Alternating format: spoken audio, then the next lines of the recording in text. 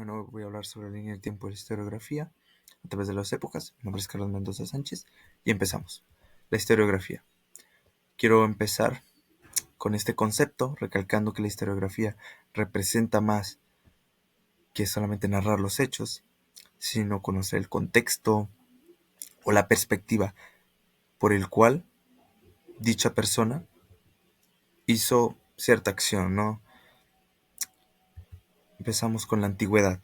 Esta época fue donde se cimentó y se funda el concepto de historiografía. Aquí se llega a un acercamiento más detallado del realismo de los hechos, empezando desde creencias hasta realidad. Lo veremos adelante. Adelante. La línea del tiempo y la historiografía de la antigüedad. Empezamos las primeras concepciones, derivan de los poemas homéricos y de la obra Los trabajos de los días de Hesíodo, el cual representa un proceso de degradación en la humanidad imposible de parar. Vamos con Heródoto, año 484-426 de Jesucristo, el pionero de la historia, básicamente, ¿no? Él vivió durante el apogeo de la Grecia clásica, específicamente el periodo de las guerras édicas y el inicio de la Edad de Oro en Atenas, ¿no? Él se caracteriza por la exposición de notas y no de fábulas, y va cimentando el ámbito cronológico. En su obra Olimpia, obviamente, aún tenía ciertas mitologías, no estaba meramente acercado a la realidad. Por ende llega Tucídides en el año 454 hasta 400 a.C., mencionando a la historia en hechos, y no solamente en especulaciones, sino en hechos. Él consideraba que la historia solamente podía ser relatada por aquel que vivió en esa época. Si yo voy a hablar de algo, yo lo tuve que haber vivido. Él estuvo durante la guerra de Peloponeso siendo estratega ateniense, ¿no? Por eso es lo que dice, ¿no? Vamos con su contraparte, Genofonte, del año 431 hasta 355 a.C. Mismas fechas prácticamente que Tucídides. Y en contraparte de Tucídides, Genofonte era una persona con nula objetividad, era del lado espartano en dicha guerra, y no podemos quitarle mérito porque él fue uno de los pioneros en los aportes de descripción militares, ¿no? Entonces fue importante, aunque malamente, bueno, tampoco podemos decir mucho si fue bueno o malo, porque Tucídides, al ser estratega ateniense, tampoco se puede decir verídicamente que él tuvo neutralidad. Sin embargo, tiene más objetividad, ¿no? Vamos con Platón. Si bien él no tiene mucha repercusión en la historia, él negaba el carácter científico de la historia, y él dividió conocimiento científico universal e histórico. Pero a pesar de eso, perdón, su contexto fue importante para narrar ciertas partes de la derrota de Atenas en la guerra de Peloponeso, la crisis de la democracia ateniense y la ejecución de su maestro Sócrates. Vamos con Polibio, a aproximadamente el año 200 hasta 118 a.C., donde después de la conquista de Alejandro Magno cambiaría la conciencia griega. Ahí es donde entra Polibio, donde emplearía la historia, ahora sí, como una investigación de carácter práctico antes que teórico. Él fue de los pioneros de la creación de la historia universal, ¿no? En su obra Historias. Él quería buscar leyes generales de la historia, es decir, quería una historia lineal. Eh, Vamos con Tito Livio, del año 59 hasta el 17 después de Cristo, antes de Cristo hasta después de Cristo, perdón. Él vivió la transición de la República al Imperio Romano. Él era catedrático de la vida y 40 años dedicó escribiendo obras, 142 libros, perdón, y solo se conservan 35. Él no podemos decir que era acercado a la realidad, porque él no estuvo en un puesto político para conocer ciertas acciones, fue más que una especulación. Sin embargo, su idea no era ser real o ser falso, su idea es llegar a los lectores de la sociedad común. Ese era su ideal. Vamos con el último. Tácito, del 55 después de Cristo hasta 116. Él comprende sus dos obras, los anales y las historias, donde más que nada sus aportes es ver la historia de manera reflexiva, lo bueno y lo malo. Él era senador y cónsul, donde vivió personalmente la transición desde el régimen opresivo de Domiciano hasta el gobierno más moderado de Trajano. Pero sí, él, dentro de todos, de la antigüedad, era el que veía lo bueno y lo malo. No había como punto medio, sino ver las dos caras de la moneda, básicamente. Vamos con la época medieval. Esta época caracterizada por una cosmovisión cristiana meramente. Y esta basaba sus respuestas a un ente, en este caso Dios. Pero a su vez representa el principio del fin de esta misma ideología. Vamos a verlo. La historiografía en la Edad Media.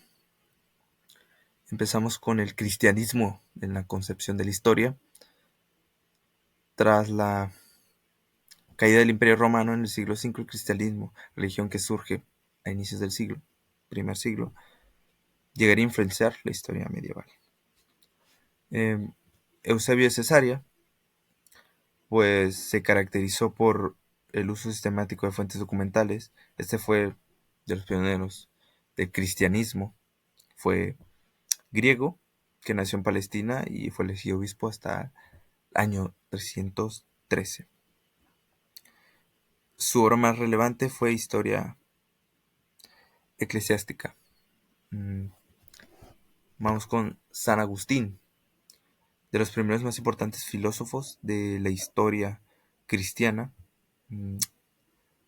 Es, creó su obra La ciudad de Dios y él fue importante, ¿no?, para la cimentación del cristianismo en general con su obra La ciudad de Dios, porque él veía como respuesta a Dios. Él mezcló ideales de Sócrates y Platón para traerlo a la realidad de las sociedades con el cristianismo, dictando que el hombre, como su salvación, era un ente, en este caso Dios. Vamos con San Isidoro de Sevilla, año 560 hasta 636. 36 años fue obispo de Sevilla, por ende el nombre, y él fue el que cimentó el cristianismo en España, dejando atrás el lado pagano. Él quería reestructurar la cultura española, ¿no?, acercándolo al cristianismo meramente, ¿no? Vamos con Beda el Venerable, desde el año 673 hasta 735. Personalmente lo relaciono mucho con San Isidoro de Sevilla, porque prácticamente era lo mismo. Sin embargo, en la parte anglosajona, fue un monje historiador inglés y erudito. Y él es importante en la historia anglosajona, en el aspecto de erudición. Y sus aportes fue el sistema Anno Domini, que es el año del Señor antes y después de Cristo, ¿no? Y él combinó la historia secular y religiosa y fue clave para la cristianización de Inglaterra. Vamos con Otto. En aproximadamente 1114 hasta 1158, donde este alemán fue educado en París, fue miembro de la Orden de Satar y él fue importante, ¿no? El conocimiento de la humanidad requiere saber de la voluntad de Dios. En sí quiero hablar de que desde Eusebio, San Agustín, San Isidoro y Otto fueron claves, en este caso para el cristianismo, la expansión en el eurocentrismo. En general toda Europa. Fueron estos clave para su expansión cristiana en la sociedad. Vamos con Dante. Aquí ya empezamos con las disyuntivas, donde este pensador, a diferencia de todos los anteriores, él estaba en contra del providencialismo. básicamente la ideología cristiana, ¿no? En toda política. De hecho, en su obra, que La Divina Comedia, donde relata sus viajes a través de estos tres reinos, razón, fe y la revelación, ofrece una cosmovisión medieval de aquel tiempo, donde toca temas importantes: la corrupción y abusos del poder por parte de la Iglesia. Aquí vemos que ya estaba en la sociedad un descontento por estos ideales cristianos. Terminó con Maquiavelo de 1469 hasta 1527, siendo el final de la época medieval y el inicio del renacentismo. Este político y diplomático italiano, su objetivo era más que nada convertir a Italia en Estado. Por lo tanto, él quería dejar de lado mucho el cristianismo. Y, por ejemplo, aquí puedo decir, ¿no? Él quiso erradicar a Dios como protagonista de la historia. No lo alejó totalmente, pero sí lo erradicó, como decir: oye, ya no eres más el protagonista. Tus respuestas no siempre van a estar basadas en ti. Y adoptó una perspectiva secular y pragmática sobre el poder, ¿no? Él manejaba un análisis crítico en sus narrativas y un realismo, acercándose cada vez más a la realidad. Pasamos a la época moderna. Esta época, ubicada entre los siglos XV y XVIII, se caracterizó por tiempos de revoluciones, transformaciones políticas. Aquí vemos mucho eso, expansión geográfica y el humanismo. Aquí también vemos mucho el racionalismo, que deja totalmente atrás la época medieval del cristianismo. Vamos con Francesco, que tuvo su obra principal, Historia de Italia, y meramente rápido, el aporte fue el uso de fuentes, el análisis crítico, el rechazo al providencialismo, como hemos mencionado. Él estuvo en las guerras italianas entre 1494 y 1359, siendo parte de una familia aristocrática florentina, ¿no?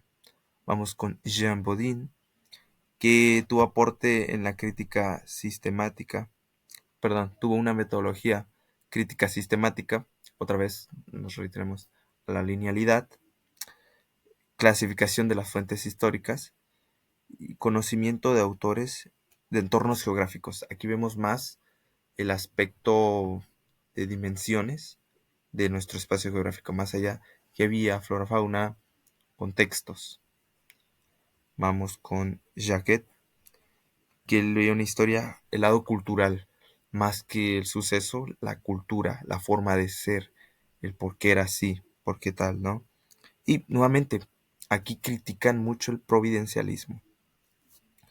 Vamos con Voltaire, que es, al igual, apropia el concepto de la historia cultural, nuevamente critica el provincialismo y historia de las civilizaciones, donde hace énfasis en el progreso humano. La ilustración francesa, aquí entra mucho en clave la ilustración, en el momento donde ya dejan atrás los franceses la ideología cristiana y van a un raciocinio, ¿no? Vamos con Edward Gibbon, 1737-1794, de la ilustración inglesa, ahora en este aspecto, ¿no? Y él estuvo también en la expansión imperial británica. Su obra principal fue la historia de la decadencia y caída del Imperio Romano, 1736-1788, perdón, y sus aportes a la historia fue el método crítico exhaustivo, análisis de causas estructurales y el uso de fuentes arqueológicas. También una narrativa histórica moderna. Vamos con Hegel, este ya nos mencionó mucho, estuvo en la ilustración francesa y critica el antiguo régimen y una historia cultural, provincialismo. Él vemos que ve la historia como libertad. Ya hemos hablado brevemente. Pero sí, él prácticamente la historia la ve como una fuente, una llegada a la libertad. Vamos con Leopold van Ranke. Él estuvo en la unificación alemana y el profesionalización de la historia, ya más profesional. Su aporte es, no puedo leerla hasta ahora, ¿no? Pero él aportó un método científico de las fuentes y como dije, él ya pasó a la historia, mandó la historia a un hecho más profesional. fundamento de la historia científica y modelo de objetividad histórica fueron aportes de él. Karl Marx, este filósofo y pensador alemán, ve la historia del lado económico, ¿no? Eh, con su obra principal, El Manifiesto Comunista, pero sí, básicamente ve la historia de una manera materialista. Pasamos una diferente perspectiva y ve la historia como la lucha de clases y en sus obras refleja mucho la lucha y la crítica contra el capitalismo. Honestamente, la línea del tiempo fue un arduo trabajo, pero quiero decir como conclusión que es importante uno como futuro historiador conocer estos sucesos a través del tiempo para la comprensión de nuestra actualidad, ¿no? Y el entendimiento de los distintos y diversos paradigmas que hemos tenido, que ha tenido la sociedad y su repercusión en dicha época. Hemos pasado una época donde aún se tenía la ideología de cristiana, ¿no? Y cómo después de tantos años se causa una disrupción y llega un nuevo pensamiento más racional, más humanista, dejando el enfoque de un ente como respuesta a todo, ¿no? De mi parte ha sido todo. Muchas gracias por su atención.